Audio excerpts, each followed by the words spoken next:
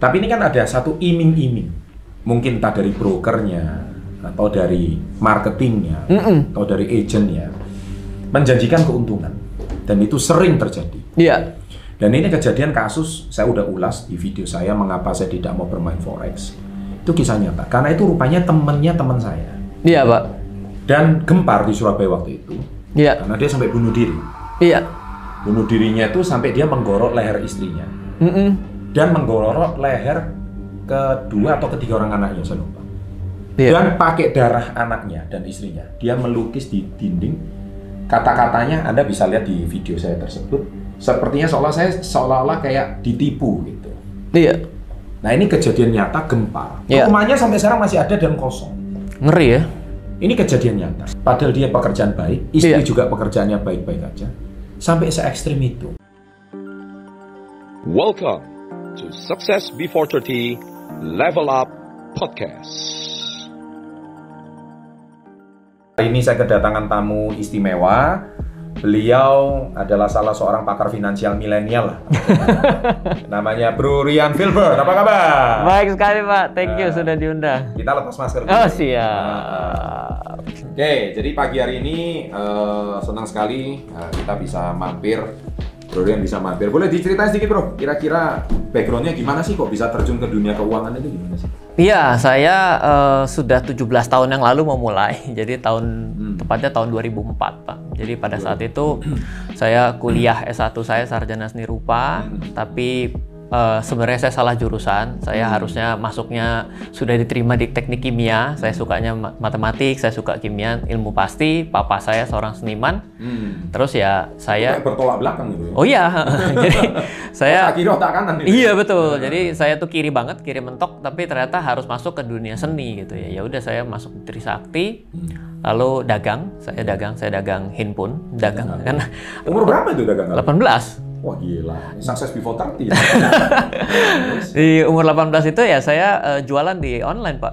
Dulu ada ngetren tuh forum ponsel, Kaskus ya pada saat itu. Kaskus ya? Iya, dua itulah. Ya udah saya punya uang ya pada saat itulah saya mulai kenal dengan deposito. Oh duitnya nggak nambah-nambah, saya bilang ini ada yang salah, saya bilang gitu. Ya, jadi ya mulai dari situlah mengenal pertama kali saham nama reksadana seperti itu. Ya mulai dari sana lah, dari orang kenalnya yang dari mana saham itu? Kenalnya nggak tahu dari mana tuh, juga agak bingung pada saat itu. Kan zaman dulu nggak ada sosmed, nggak ada apa. Mesin pencari sih. Kalau dulu saya dari awal memang sudah terbiasa untuk pakai. Di Kaskus juga ya? Ada forum-forum gitu? Ada dari Kaskus, tapi abis itu ya saya pergi ke Google, saya cari gitu ya. Ketika kita ngetik bagaimana cara kaya, ya isinya investasi salah satunya, kedua ya ditawarin money game. Jadi ya belajar mulai dari serabutan lah dari saat itu ya, terus belajar ya sampai ngerasa bahwa kayaknya deposito ini kayaknya tidak memuaskan, saya pergi ke saham dan reksadana pada saat itu. Oke. Terus akhirnya ditinggalkan HP-nya? Di lama-kelamaan jadi sebenarnya saya orang yang nggak suka dagang, Pak. Saya nggak suka jualan. Oh, nggak suka jualan? Nggak suka. Saya artinya kalau saya pribadi, saya kalau nawarin barang ke orang ditolak, saya rasanya sebel. Jadi saya rasanya saya orang yang udah bilang, ini saya memang orang belakang, nggak bisa orang depan. Saya bilang gitu. Ya udah, jadi akhirnya untungnya online ya saya jualan, jadi sebenarnya kan nggak pernah ditolak gitu ya. Tapi lama-kelamaan kalau ketika... di perusahaan ini cocoknya CTO gitu. CTO ya? Bukan CEO. Bukan CEO ya? Karena orang belakang kan? Nah, sekarang jadi CEO nih piye toh ini? CEO-nya perusahaan CTO kan? CEO perusahaan CTO. Nah, jadi pada saat itu udah mulai senang dengan saham karena saham enak. Saya bisa jual beli tanpa saya perlu promosi. Yang penting nggak perlu promosi, Pak. Nggak perlu promosi. Saya bilang jual harga 1.200 ya silakan ambil 1.200. Nggak perlu saya harus bikin iklan. Kan banyak sekali yang harus kita lakukan ketika kita membuka sebuah bisnis. Jadi dengan saya mengenal berdagang atau membeli jual beli secara aktif perdagangan seperti saham, itu membuat saya sebenarnya enak. Saya nggak memikirkan bagaimana cara melakukan inventaris, nggak tahu bagaimana. Pokoknya intinya adalah beli murah jual mahal. Ya udah seperti itu ya. Itulah yang membuat saya pada saat itu berpikir enakan ini ya. Nggak perlu stok, nggak perlu repot, nggak perlu mikirin pengiriman, nggak perlu mikirin retur, nggak perlu ada komplainan sama retur ini kan yang paling pusing buat saya gitu ya. Ya udah, jadi ya saya lebih banyak untuk trading pada saat itu. Oke. Jadi tadi kalau kita dengar penjelasannya Bro Rian, sepertinya enak banget ya, jual beli murah, jual mahal. Semua maunya gitu. Semua pasti maunya begitu. Tapi kenyataannya? Iya, kenyataannya enggak. Enggak semudah itu kan ya? Iya, nggak semudah itu. Tidak. Semua teorinya gitu. Hari Yes, ini kita yes. beli mahal, besoknya lebih turun lagi. Betul. Nah, itu kita yang pakai repot. paling murah, paling dasar, besoknya Besok lebih turun lagi. Besoknya delisting. Nah, banyak kejadian kayak gitu ya. Of course. Dan akhirnya pemula akhirnya banyak stres. Pernah ngalamin kayak gitu nggak dulunya? Jadi ketika saya bicara ya, saya tahun 2004 ke 2008 adalah timeline saya menjadi sombong dan jatuh. Sombong dan jatuh. Jatuh, Boleh diceritain oke. sombong before 30-nya gimana? Di 2004 saya bilang trading tuh enak ya kan. Makanya ketika pada saat itu saya juga punya penghasilan dari dagang lumayan. Saya 1 bulan pada saat itu usia 18 tahun belum punya tanggungan apa 30 jutaan sebulan. Pada saat itu Umur berapa itu? 18. Oh iya sombong amat itu. Sombong banget gitu ya. Jadi Makanya belagunya beli apa? oh, belagunya lebih hebat lagi kalau ditawarin part time sama teman saya gitu. Part time yuk, dibayar berapa? 400.000. 400.000. Sorry deh, ya kan? Kenapa? Nggak cukup buat makan gue, cie. Sombong ya. Pokoknya kelihatan lah muka-muka sombong sampai hari ini masih kelihatan. Jadi pada saat itu saya trading enak ya kan begitu. Dan pada saat itu market itu nggak perlu orang pinter, Pak. Market bullish itu nggak perlu orang pinter. Dipencet apapun gampang naiknya. Salah beli naik.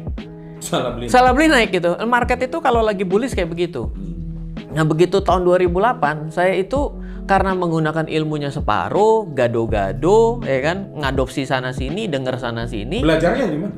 Banyak belajar. Oh kalau dulu buku Pak. Kan sekarang YouTube. Banyak ya, Yes. edukasi ya. Dulu buku. Buku. Jadi ke perpus ya. Enggak, cari-cari di online. Cari, oh ya ini ada yang Beli dari bagus. luar Amazon gitu. Nah dulu juga masalah Pak, antara beli sama separuh nyolong. Itu bajakan lah. Karena pada saat itu ya kita sebenarnya pada waktu pertama kali kita belajar ya, kadang-kadang etika itu belakangan. Yang penting ya kita belajar, kita tersampaikan apa yang kita mau. Pernah ikut kursus atau Oh, kelas gitu?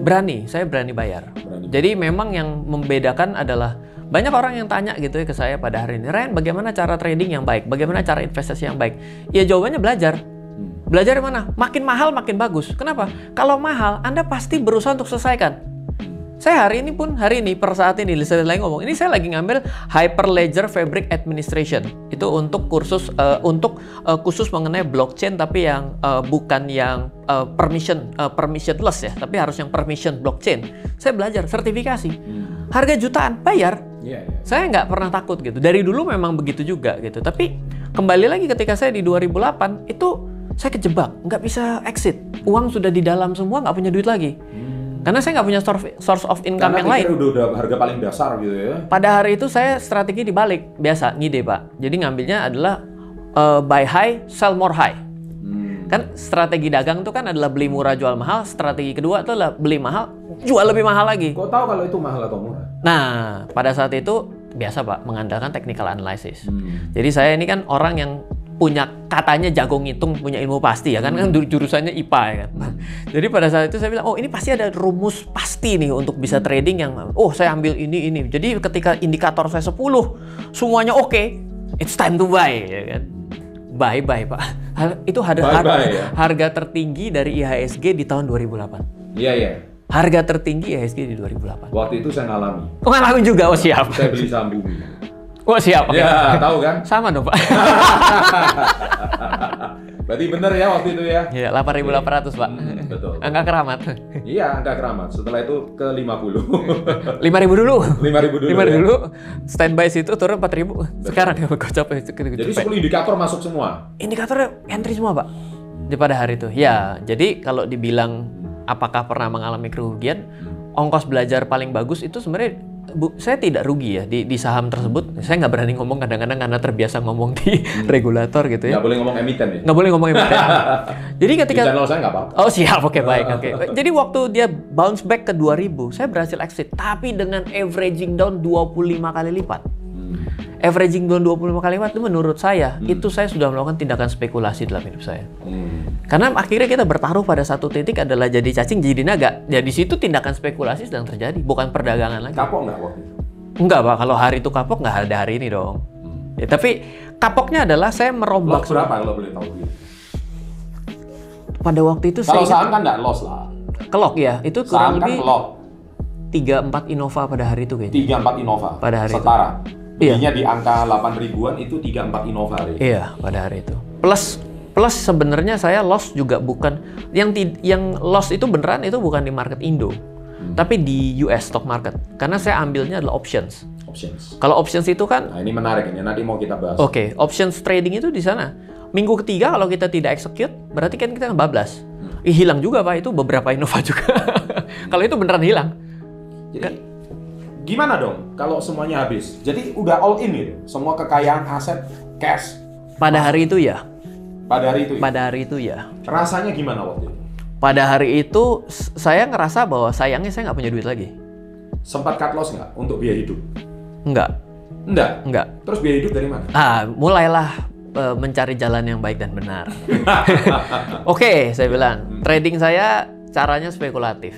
Ngomongnya trading gayanya tapi spekulatif ternyata. Oke. Jadi kayak gambler ya? Rada gambler ya kan. Seperti Bu Ellen ya, smart trader not gambler.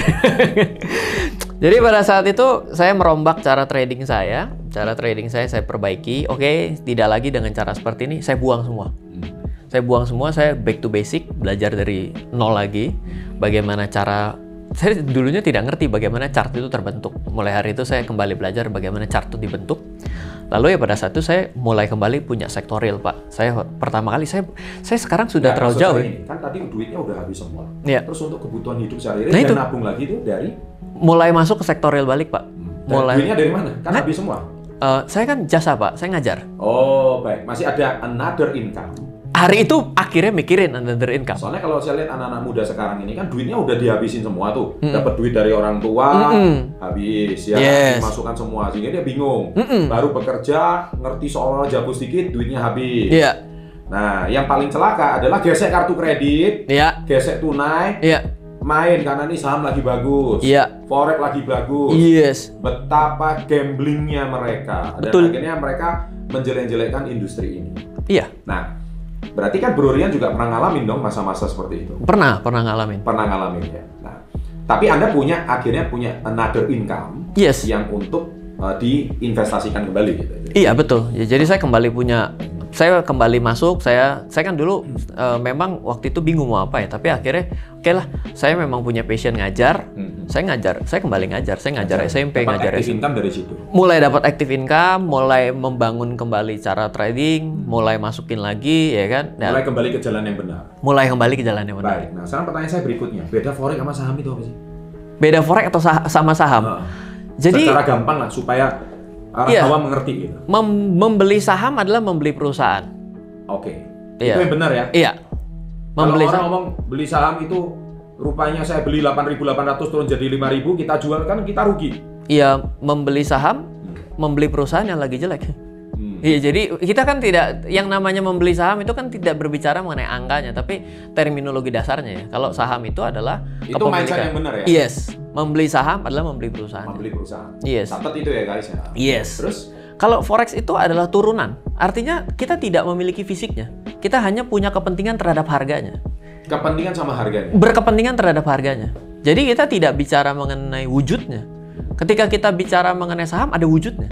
Meskipun susah ya mengimajinasikan karena pada hari ini kita beli saham tidak dikasih sertifikat kepemilikan saham. Scriptless sudah ada di kesediaan Central Effect. Di Amerika sudah ada bentuk scriptlessnya yang berbeda lagi. Ya? Yes. Tapi ketika kita membeli forex, itu sebenarnya kita membeli spotnya, janjinya. Hanya dua belah pihak. Membeli futures? Beda. Itu adalah futuresnya yang ada futures, ada spot. Spot itu ya yang tidak ada masa expirednya, Pak. Kalau futures itu ada masa expirednya. Tapi kalau spot itu akan selalu jalan terus. Jadi kalau yang umum di Indonesia itu tidak bisa bedakan, orang Indonesia nih ya Pak ya, dari yang saya temui ya, tidak bisa bedakan forex, tidak bisa membedakan futures, tidak bisa membedakan yang namanya komoditi, tidak bisa bedakan. Bisa dijabarkan satu persatu perbedaannya. Oke, berbicara kita ngomong pertama, ketika saya mau ngobrol mengenai forex yang pertama kali itu saya berbicara mengenai, mari kita bayangkan jangan ngomong mata uang. Karena forex itu kan foreign exchange. Mari kita di dalam industri ini ada forex, ada mata uang, ada emas, ada yang namanya oil juga. Kita pinggirin oilnya. Tapi tanpa fisik ya? Tanpa fisik. Karena apa? Karena emasnya itu adalah cuma antara saya dan toko emas. Antara saya dengan Bapak. Bapak posisinya mau apa? Oke, Bapak mau jual emas Bapak, saya mau beli. Tapi yang kita sepakati adalah, Bapak mau jual harga berapa nih Pak? Di 800.000. Oke, saya beli 800.000. Ya kalau naik berarti 800 menjadi 850 saya untung, 800 menjadi 850 Bapak rugi. Kenapa? Karena Bapak sudah jual kepada saya. Karena kita bicara spot. Sehingga fisiknya itu tidak dihadirkan. Tapi kalau kita bicara futures, saya akan ditanya sama Bapak, oke, Ryan mau beli, oke, waktu barang mau dikirim kapan? Bulan depan. Ya sudah, berarti bulan depan itu barangnya harus dikirim ke saya. Karena futures itu ada masa depannya, ada barang yang harus di-deliver. Kalau yang namanya forex spot pada saat ini itu tidak. Jadi ya bedanya antara kita membeli saham itu bisa dimiliki fisiknya. Nah, lawannya kalau mau mengimajinasikan di dalam industri forex ini ada namanya indeks. Indeks harga saham gabungan. Siapa yang bisa beli IHSG? Nggak ada. Bagaimana cara bisa mendapatkan harga IHSG? Ya beli 740 perusahaan yang ada di Bursa Efek Indonesia saat ini dengan mengikuti persentase market cap-nya. Silahkan, maka Anda mendapatkan si indeks tersebut. Nah, di derivatifnya yang setara nih, yaitu adalah forex dan juga indeks dan juga komoditi, itu kita bisa membeli indeksnya secara langsung, tapi spotnya doang. Bapak mau jual atau Bapak beli? Saya tinggal pilih, saya mau jual atau saya beli. Jadi hanya spotnya saja, tapi tidak pernah ada fisiknya. Itu yang futures. Tadi forex dan futures kalau futures pada perdagangan forex saham tidak bisa karena kan tidak ada yang bisa di-deliver barangnya. Seperti tapi kalau untuk komoditi bisa. Oke. Foreign exchange bisa. Ini menarik. Tadi Bro Rian udah menjelaskan tentang forex secara teori ya, ada sedikit perbedaan. Saya pernah membuat soal konten. Nah, mungkin saya bisa tampilin di sini. Iya. Mengapa saya tidak pernah mau bermain forex? Saya juga nggak mau main, Pak. Nggak mau main ya? Nggak mau. Nah, Kalau main-main. Karena main-main. Ya? Karena main-main. Baik. Saya sampaikan di video saya, di mana ada, ini kisah nyata ini, orang Surabaya. Yang mana beliau itu seorang, kalau menurut saya seorang karyawan sih. Ya namanya karyawan, mungkin psikologi sekarang gimana sih? Pengen gajinya naik ya? Iya. Ya, mungkin atau dipindahkan ke tempat pekerjaan lain dengan gaji lebih besar. Yes. Karyawan kan begitu ya. Tapi ini kan ada satu iming-iming, mungkin entah dari brokernya atau dari marketingnya atau dari agentnya, menjanjikan keuntungan, dan itu sering terjadi. Iya. Dan ini kejadian kasus saya udah ulas di video saya mengapa saya tidak mau bermain forex. Itu kisah nyata. Karena itu rupanya temennya teman saya. Iya, Pak. Dan gempar di Surabaya waktu itu. Iya. Karena dia sampai bunuh diri. Iya. Bunuh dirinya itu sampai dia menggorok leher istrinya. Dan menggorok leher kedua atau ketiga orang anaknya, saya lupa. Iya. Dan pakai darah anaknya dan istrinya. Dia melukis di dinding. Kata-katanya Anda bisa lihat di video saya tersebut. Sepertinya seolah-olah kayak ditipu gitu. Iya. Nah ini kejadian nyata gempa. Iya. Rumahnya sampai sekarang masih ada dan kosong. Ngeri ya. Ini kejadian nyata. Siapa? Dan saya mendengar kasus ini karena ini yang paling ekstrim. Iya. Ya, jadi kenapa kok sampai padahal dia pekerjaan baik, istri Iya. juga pekerjaannya baik-baik aja, sampai se ekstrim itu. Iya. Nah, karena saya dengar dari kisah dari teman saya, kejadian orang yang bermain forex, saya pakai istilah bermain forex ya, sampai se ekstrim itu. Iya. Boleh dijelaskan dari sudut pandangnya Bro Rian? Iya, baik. Oke. Why it can be happen? Kenapa itu bisa terjadi? Iya, baik, Pak. Pertanyaan juga, saya juga punya kisah yang mirip. Di mana kisahnya datang dari dua hal yang berbeda. Pertama, salah satu keluarga saya sendiri nggak bunuh diri, tapi hampir saja. Tapi dari bermain saham, Pak. Kejadiannya sama seperti itu. Yang kedua, dia habis-habisan itu dari properti. Jadi pertama yang ingin saya ceritakan ya, bahwa semua instrumen, semua bisnis, semua apapun di dunia ini pasti pernah memiliki sisi negatifnya, the dark side-nya. Iya. Ya. Teman saya jualan beras habis-habisan juga. Ya. Saya juga bingung gitu. Di mana satu sisinya teman saya yang lain jualan beras dari ngkong itu, gitu. Ternyata saya Apakah ada yang lain di luar beras kali? Atau berasnya doang? saya nggak dapat suatu gambaran. Tapi yang jelas adalah habis-habisannya kita itu ya, pertama adalah satu karena kita menggunakan kata-kata yang salah dengan kita bicara main. Sama orang banyak main saham gitu ya.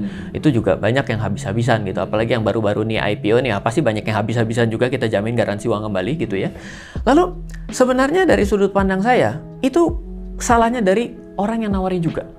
Nawari itu dalam arti brokernya ya? Dari brokernya. Yang nawarinya pun kadang tidak jelas apa yang ditawarin. Saya nggak terlalu ngerti. Saya ngejar omset. Sama-sama butuh duit ya? Butuh duit juga. Saya berarti kan akan cerita bagaimana caranya agar terjadi closing. Saya akan coba membuat orang lain percaya sama saya. Kemampuan saya separuh. Kayak permainan zaman kecil kita itu loh, Pak. Saya bisikin dari ujung sampai yang paling ujung. Itu kata-katanya pun kadang bisa nggak nyampe sama loh dari yang paling pertama. Itu terjadi.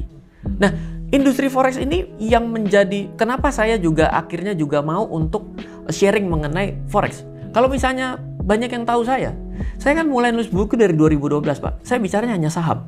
Karena saya bilang, aduh forex itu lebih risk, saya bilang. Jangan. Tapi saya jadi berpikir begini, loh, yang namanya perdagangan forex itu diatur pada peraturan undang-undang tahun 1997. Kata-kata saya mengatakan jangan melakukan trading forex tanpa saya sadari, saya itu seperti melawan undang-undang loh, Pak. Sama seperti saya bilang, kamu jangan membeli asuransi. Loh, ada undang-undang asuransi. Kamu jangan beli saham. Loh, gimana jangan beli saham? Ada pada undang-undang pasar modal tahun 95. Saya bilang, wah saya salah loh. Saya berarti sedang melawan negara. Makanya saya bilang ketika, oke, kalau gitu industri forex seperti apa yang mesti saya bela? Makanya saya juga duduk di sini. Saya ingin memberikan penafsiran yang benar bahwa jangan Anda percaya dengan orang yang nawarin. Broker Anda itu cuma ketika Anda pencet beli dan jual, Pak. Cuma 2 kata-kata dia. Good luck. And thank you. Kenapa? Karena semoga berhasil atas pilihan kamu. Thank you karena saya terima komisi. Dia hanya sebagai perantara. Perantara ya. Jadi kita tidak bisa mendapatkan suatu informasi lebay ini loh. Saya punya kan biasa nih gaya orang-orang forex yang zaman konvensional tuh. Nih loh, 100 juta ditransfer jadi 500 juta, hebat. Iya, tapi yang lossnya 200 miliar kita nggak tahu. Betul. Jadi bukan ini yang kita lihat. Soalnya gini, saya juga punya satu kejadian lagi. Ini teman baik saya. 2 orang. Teman baik saya waktu kuliah. Lama nggak telepon. Teman kuliah kan. Jadi udah kepisah sekitar hampir 15-20 tahun lah. Terus tiba-tiba WA atau zaman dulu BBM. Dia bilang, Chan, ada waktu nggak? Siapa kamu? Saya teman kuliahmu yang namanya. Oh, lama nggak jumpa. Kenapa? Aku mau sharing, mau curhat ini. Saya tanya, mau curhat kenapa? Saya kemarin, kan kamu tahu sendiri, saya kerja di perusahaan forex, futures. Saya lagi-lagi forex ini, lagi-lagi futures ini. Pantesan anti banget lah ya. Siap, oke, paham. Kenapa kok kayaknya ini barang apa sih? Saya pikir ini setan dari mana? Gue pikir. Kan ini temen. Terus dia konsultasi ke saya. Can, aku ke psikolog. Anakku 2. Saya kemarin habis ngilangkan duit orang 4 miliar. Habis ngilangkan duit orang 4 miliar. Jadi ketahuan kalau dia ini broker kan? Iya. Terus saya tanya, problemnya di mana? Saya setiap hari dikejar-kejar orang. Saya stres. Memang sih, secara klausa asal usul itu kan, iya, dia mencet. Seringkali itu kan kalau memberi pertanyaan itu kan harus jelas itu pertanyaannya. Semua klien berkata iya gitu. Kamu yakin ini? Iya gitu. Pertanyaan kedua, kamu ya ini kalau broker forex pasti ngerti lah. Pokoknya intinya pertanyaannya orang itu selalu klien disuruh jawab iya. Dan atas dasar hitam di atas putih itu, iya, maka perusahaan nggak bisa dituntut. Nah, itu pinter-pinternya perusahaan forex. Iya. Saya juga iya nih barusan. Iya, oke. Saya akan ngomong apa adanya. Iya. So ini kisah nyata. Sehingga ada 10 atau 11 pertanyaan yang sudah ada KPI-nya. Jadi dia akan bertanya persis seperti itu dan kliennya istilahnya ya mungkin kondisinya kayak gimana semua jawabannya iya. Dan nggak ngerti pula. Dan nggak ngerti apa yang dia tanda tangani itu. Iya. Nah dia bilang hubungan saya ini rusak. Paham, Pak. Nah jadi secara nggak langsung di image saya perusahaan forex ini nggak mau tahu antara hubungan pertemanan broker dengan customernya. Kamu mau rusak, mau bunuh diri, mau bunuh-bunuhan, I don't care.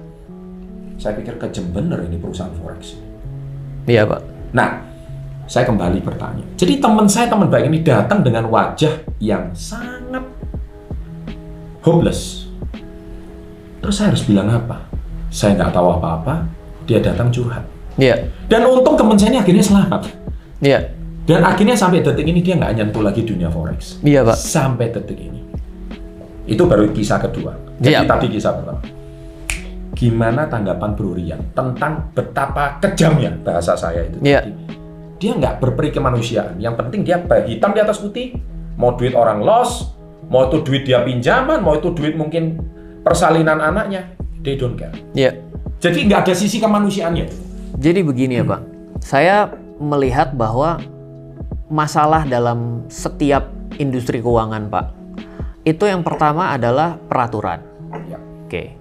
Setelah kita bisa mengatasi peraturan, kita pasti akan berbicara mengenai kemampuan seseorang, capability. Yang ketiga ini yang paling susah, etika. Yang terjadi ini adalah teman Bapak menurut saya masih punya etika. Tapi karena keterbatasan pengetahuan dia juga tidak tahu apa yang dilakukan oleh broker forex. Ini yang, mohon maaf ya, yang kurang ajar adalah broker forex yang seperti ini. Ini yang menyebabkan industri derivatif di Indonesia itu jalan di tempat, bahkan mundur di tempat. Kalau mundur nggak mungkin di tempat, pasti mundur. Ini terjadi Pak. Jadi saya setuju.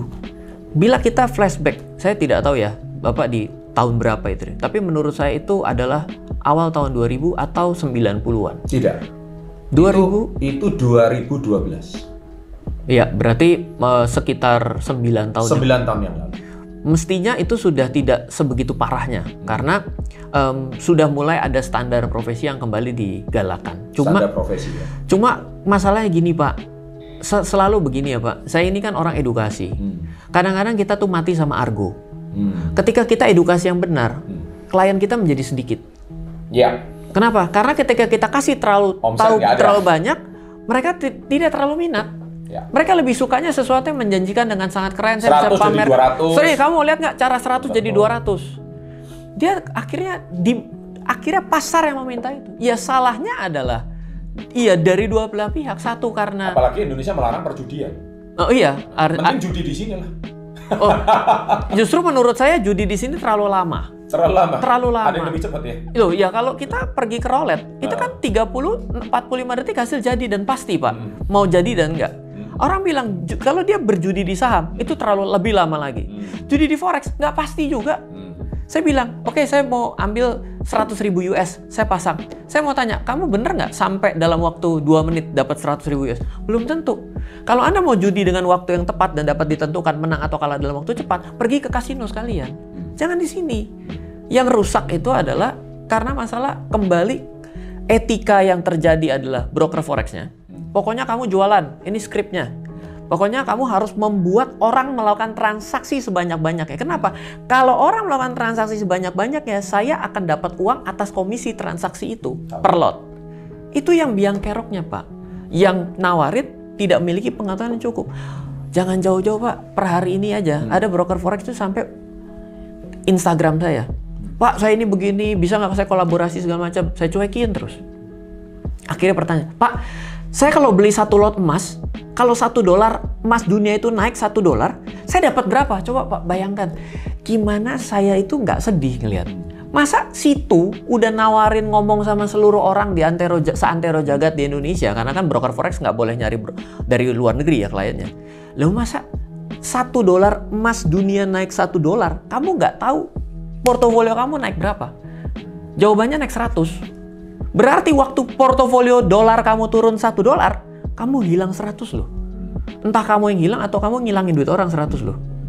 Consider nggak si orang tersebut yang ditawarin sama kamu bahwa dia bisa naik dengan $1 emas dunia naik $1, dia dapat $100, tapi pernah berpikir nggak ketika $1 emas dunia turun, $100 hilang dari kantong kamu. Dan kalau uang kamu cuma $1.000, emas dunia cukup turun $10 saja, kamu sudah bablas. Jadi kalau 4 capital gain-nya hilang. Oh enggak Pak, modalnya hilang. Modalnya hilang. Modal. Loh kok Ryan? Kenapa begitu? Begini. Dalam instrumen investasi, saya belajar instrumen investasi, all instrumen, you name it, saya bisa sebutkan penjelasannya. Tanpa bermaksud sombong, tapi saya 17 tahun itu saya berusaha untuk nyari instrumen investasi apa sih yang paling aman di dunia. Jawabannya nggak ada, pasti ada resikonya gitu ya. Yang paling ribet nih, berbicara mengenai investasi sektor real, sebenarnya adalah properti. Kalau ngutang. Kalau ngutang. Itu yang beresiko ya. Kenapa? Blind spotnya banyak loh Pak. Satu, emang pernah tahu ada hak tanggungan? Nggak tahu. Tahu nggak harus bayar asuransi? Nggak tahu. Tahu nggak kalau harus perlu yang namanya maintenance?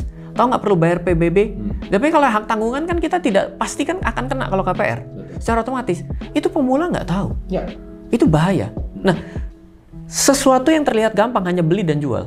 Kalau properti atau kita simpan mendapatkan rental fee. Di forex, yang paling bahaya di derivatif adalah forex. Kenapa? Beli dan jual segitu gampang. Saya ingat banget Pak, pertama kali saya tuh kenal yang namanya trading forex, saya pergi ke daerah Kebon Siri. Saya tahu teman saya dagang jadi broker forex, saya datang, ajarin dong. Oh gampang caranya Ryan. Duduk sini deh, duduk. Coba kamu pencet buy, klik buy, in, udah naik, sell. Udah profit, udah. Segampang itu. Yuk buka akun. Selesai. Jadi sebegitu gampangnya, jadi pemahamannya bisa sebegitu sederhananya. Beda dengan kalau kita pergi ke options US market. Options US market nggak begitu. Kenapa? Waktu mau dipencet aja harganya ada banyak. Membuat orang jadi bingung sendiri sebelum masuk. Jadi forex itu gampang naik, gampang turun. Tapi itu adalah peluangnya. Jadi kita ini harus tahu dulu si barang ini tuh seperti apa berbahayanya dan apa peluangnya. Nggak mungkin sesuatu yang berbahaya tanpa ada peluang, nggak mungkin. Nah, tadi Bro Rian berkata tentang betapa gampangnya naik dan betapa gampangnya turun. Nah ini kan memainkan psikologis ini. Terutama seseorang yang psikologisnya dia gaji UMR. Apalagi zaman sekarang, mudah banget. Kemudian akses membuat rekening saham begitu mudah, membuat rekening forex juga gampang. Informasi tinggal googling aja keluar semua video YouTube-nya. Yes. Tapi dia tidak dipandu. Dan mana kita tahu bahwa ceruk market yang paling besar itu adalah pemula. Iya. Nah, apalagi dengan kegampangan itu tadi. Kalau saya tahun 2012, yang mana teman saya itu udah jadi broker di situ itu yang saya tahu. It's more than 10 years. Dan dia masih bisa di tahun ke-10. Berarti kan dia udah cuan banyak nih 10 tahun ini sebagai broker. Tapi kenapa di akhir tahun ke-10 dia datang ke saya? Dan mengeluh seperti itu. Saya bilang waktu enaknya lu nggak cari gue. Sama kayak susahnya kok saya dijadikan psikolognya psikolog gitu. Kamu udah ke psikolog udah mentok akhirnya ke saya. Dan kenapa dia trust sama saya gitu. Yang mana konon saya bukan ahli forex. Saya juga nggak pernah berminat bermain forex. Saya juga nggak pernah melirik, karena informasi yang saya terima seperti kayak gitu semua. Saya bilang, daripada lo gitu mending judi bola sekalian aja ke kasino. 90 menit jadi. Jadi kan? Pasti ada jawabannya. Capek gitu kan. Nah, itu belum selesai kelar. Another, my best friend datang lagi ke saya. Jadi ketiga nih? Ketiga. Siap. Anak 2 digandeng. Cewek? Jalan-jalan di mall. Cowok? Teman saya cowok. Oke. Ya kan? Udah punya 2 anak, digandeng gini nih. Chan, mau pinjem duit dong. Temen lama nih. Dia pertama nggak ngomong pinjem duit, dia pertama ada kerjaan nggak? Gaji 5 juta aja sebulan. Saya butuh duit untuk makan anak. Loh, bukannya kamu itu dulu kerja di broker perusahaan forex itu? Terus dia bilang, iya. Nggak pasti. Loh, kamu bilang gimana sih? Udah 10 tahun lebih di sana, berarti 10 tahun ini kamu hidupnya gimana dong? Model-modelnya kayak Bro Rian gini, seorang introvert, pemain di belakang layar, analitik gitu ya. Tapi dia benar-benar hidup gitu loh. Tapi terakhirnya ujung-ujungnya minta kerjaan sama saya. Saya sampai berpikir, ada apa? Ya kayaknya ini pekerjaan sudah nggak bisa saya kerjakan lagi. Ujung-ujungnya dia nggak curhat sedetail teman saya yang kedua itu tadi. Ngilangin duit orang juga nih? Ngilangin duit orang, pasti. Jadi mungkin dia secara psikis. Jadi kembali lagi yang saya tadi kan Bro Rian ngomong soal etika. Yang saya pertanyakan adalah unsur kemanusiaannya. Kemanusiaan inilah akhirnya, jadi bayangkan ya, kalau dia jalan, itu bekas kliennya tuh, ngeliat mata dia, lu belum balikin duit gue loh ya. Itu duit gue itu udah gue simpen dari kecil untuk tabungan anak gue, sampai gue mau kuliah. Habis gara-gara gue percaya sama mulut lo. Nah, ini kan secara psikis. Kalau 1 klien nggak apa-apa. Kalau 1000? Kalau puluhan itu gimana? Kembali lagi, yang saya tanya ini masalah kemanusiaannya. Gimana forex dari sudut pandang forex ini menjawab tentang masalah broker ini tadi? Iya Pak, baik. Sebenarnya ya Pak, kita bicara mengenai kemanusiaan. Bisnis itu menurut saya semuanya itu hitam dan putih. Tapi kadang-kadang orang membuat jadi abu-abu. Kalau kita berbicara dengan sudut pandang broker, apa yang dia lakukan ketika dia melakukan suatu pelanggaran, misal ya, pertama adalah dia ngatur harga. Oh udah pasti itu udah hukumnya udah selesai. berarti dia sudah tidak mengikuti, berarti dia cheating, dia bermain curang.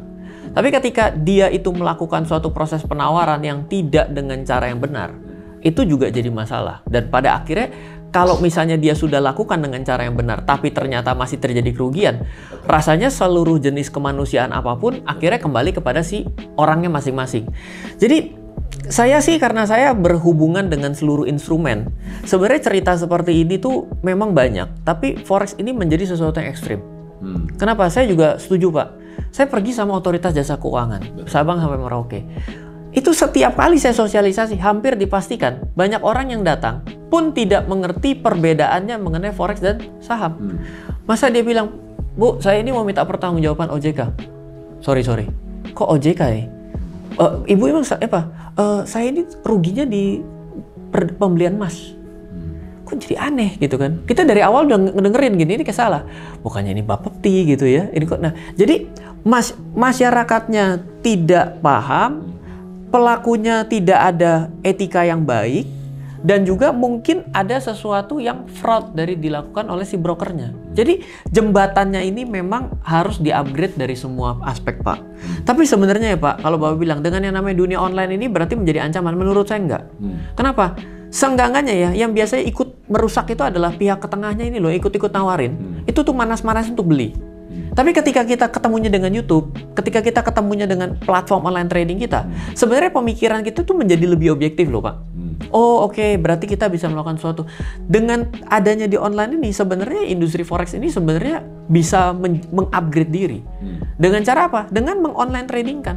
Karena kadang-kadang diojok-ojokin temennya itu lebih parah. Jadi nggak ada pihak tengahnya ya. Kalau misalkan saya mau menghindari broker, saya mau belajar langsung, harus kemana? Iya, jadi kalau misalnya kita ini mau belajar Forex yang benar, yang pertama itu menurut saya ya, kalau kita di Indonesia, carilah broker yang memiliki lisensi dan terdaftar di dalam regulator di Indonesia di Bapepti. Contohnya? Ya, contohnya adalah saya pada saat ini itu bersama dengan Okta Investama Berjangka. Jadi saya adalah brand ambassador. Bisa dipercaya nggak? Bisa dong, karena kan kita percaya bahwa sudah mengikuti compliance Bapepti. Kalau misalnya situ dirugikan, langsung dispute saja langsung ke Bapepti. Biar Bapepti turun langsung investigasi. Karena pertanyaan gini, satu, Pak, perdagangannya diatur nggak? Kalau menurut saya perdagangan nggak perlu diatur, Anda bisa bangkrut sendiri kok kalau Anda memang nggak ngerti. Ya kan? Yang kedua, menurut saya, Pak, apakah ini nanti akan dibayar atau tidak? Loh, kan sudah terjadi segregated account. Itu sudah menjadi standarisasi di Indonesia. Terus kalau mau menghubungi kemana? Bisa coba buka di okta.id, octa.id. Informasinya mungkin ada di kolom deskripsi ya. Iya, oke, silakan. Mereka kalau misalkan di situ. Oke, nanti kita akan lanjutkan dengan diskusi yang lebih menarik di topik berikutnya.